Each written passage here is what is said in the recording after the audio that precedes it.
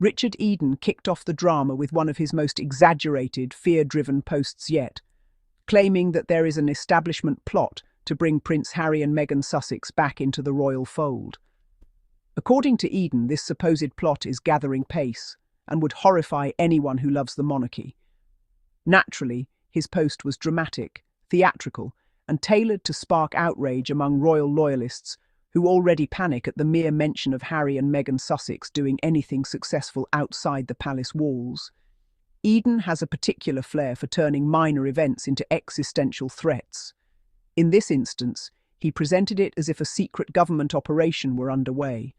Powerful figures, allegedly strategizing in dark corners to restore Harry and Meghan Sussex to royal relevance. Of course, Eden framed it as though Harry and Meghan could never possibly be relevant on their own, as if their international acclaim, charitable work, and media influence depended on approval from the monarchy. It's almost comical when you consider that the Sussexes have built a global presence independent of royal sanction, proving that they don't need palace approval to succeed. The truly hilarious part of this unfolding drama, however, is the entrance of Samantha Markle, a figure who has spent years obsessively attacking Meghan, often in the most sensationalized and poorly researched ways imaginable. Instead of supporting Eden's post or adding meaningful commentary, Samantha decided to intervene in a way that embarrassed herself yet again. Rather than addressing Eden's so-called establishment plot with any coherent argument, she veered off into a chaotic response, asserting that there's no way Harry would go back into the royal fold after attacking his family, before suddenly pivoting to a tangent about the Muslim community and questioning how they would tolerate him because of what he wrote in Spare. At this point, it's worth pausing to marvel at the absurdity. Samantha's response had no logical structure. She wasn't engaging with Eden's post in any meaningful way. Instead, she tried to insert herself into the conversation, desperately attempting to appear informed, relevant, and morally superior, all while failing miserably on all three counts. This is classic Samantha Markle. She senses attention, she pounces, and she misfires spectacularly every single time. The public has begun to recognize the pattern.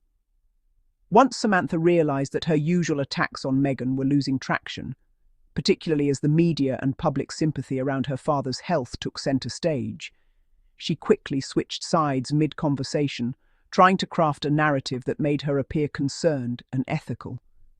Suddenly, she was worried about Harry's past military service and how different communities might react to it. This pivot was painfully transparent. What makes Samantha's comment even more embarrassing is the sheer lack of understanding she demonstrates about military service. Prince Harry's experience in the armed forces is not a novelty to be weaponized for clickbait. He served his country with distinction, completing active deployments in Afghanistan, literal war zones, where life and death decisions are made on a daily basis. Soldiers in active combat face situations most civilians can scarcely imagine. They protect their teams, defend civilians, and navigate life-threatening scenarios. The notion that this service should be criticized or scrutinized in the way Samantha attempted is not just ignorant, it is absurd. Military service is about carrying out orders, operating under high-pressure conditions, and placing the safety of one's comrades above one's own. It is not a spectacle for armchair commentators, yet Samantha Markle attempted to lecture Harry on this very topic, without any first-hand experience or knowledge, turning a serious and honourable service record into fodder for her own self-aggrandizement. Prince Harry's decision to speak openly about his military experience in Spare is an example of honesty and vulnerability, qualities Samantha and Eden seem allergic to. He discussed trauma, mental strain, and the emotional burden of war, providing insight into the psychological toll that combat takes on soldiers. But Samantha twisted these discussions into inflammatory statements, attempting to provoke outrage among audiences who have no context for the realities of war. Her motivation was not concern for veterans, Muslim communities, or truth itself. It was desperation for attention and relevance. She needed a fresh angle to maintain her anti-Sussex persona, and this was her attempt at innovation. Meanwhile, Richard Eden's original post, reads like the work of someone terrified by the idea of Harry and Meghan Sussex continuing to thrive without palace endorsement. The concept of their return to the royal fold is framed as a horror scenario, not because it is plausible or substantiated, but because Eden's livelihood depends on panic-inducing narratives. His portrayal of Harry and Meghan as outsiders, troublemakers, or threats to the monarchy is a narrative he has cultivated for years, and the notion that they could return unscathed undermines the entire premise he has been selling. The monarchy itself has struggled in recent years, scandals have multiplied, public popularity has waned, and royal engagements increasingly draw disinterest or criticism. In contrast, Harry and Meghan Sussex have built global platforms, produced award-winning content, advocated for mental health, and earned international respect, all without the palace dictating their actions. Eden's portrayal of a secret plot to restore them to royal relevance is laughable in its exaggeration, but understandable in terms of his personal investment in a narrative that now faces collapse. The irony here is unmistakable. Eden, who speaks of powerful figures playing a key role, never names anyone. This is because the supposed plot is a mirage, a creation of sensationalist journalism designed to generate clicks and outrage. There are no dark rooms where conspiracies are being drafted. There is no clandestine operation. What exists is a media cycle desperate to stay relevant by creating tension between the palace and the Sussexes. Eden is one of the loudest voices in this cycle, capitalizing on fear of change while refusing to acknowledge that the world and the public has moved on. Samantha Markle, as usual, compounds the absurdity by inserting herself into this narrative without comprehension or credibility. Her critique of Harry's military service is laughable. She has never served, has never experienced combat, and has never faced the trauma of war. Yet she positions herself as an authority, attempting to lecture someone who has risked his life for his country and spoken candidly about the emotional consequences of that service. It is not just misguided, it is embarrassing. Her sudden pivot in focus is transparent. When attacking Meghan no longer gains traction, she attacks Harry. When that angle fails, she feigns concern for global communities.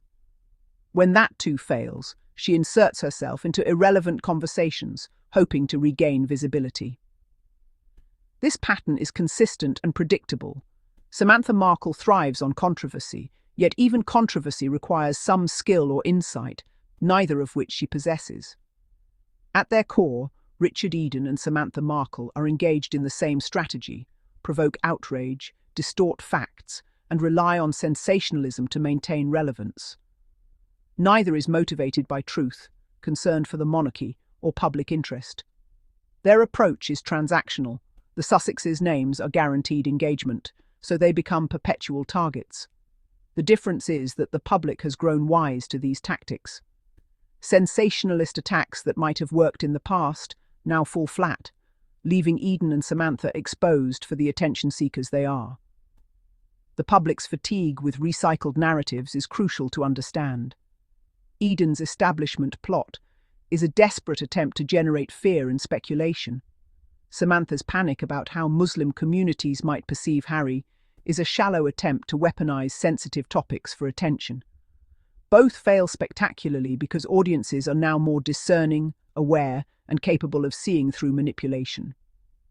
People can distinguish between genuine news and clickbait drama. They can see that Harry and Meghan Sussex operate with integrity, purpose, and vision, while Eden and Samantha operate with panic, opportunism, and disregard for reality. Prince Harry's accomplishments, in contrast, speak volumes.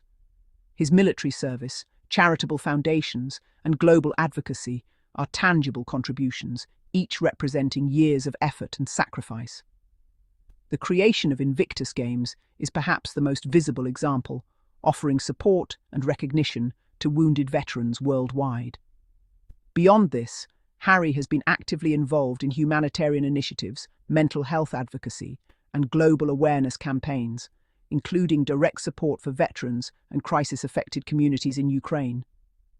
These actions are measured, consistent, and impactful. They cannot be fabricated or spun for dramatic headlines.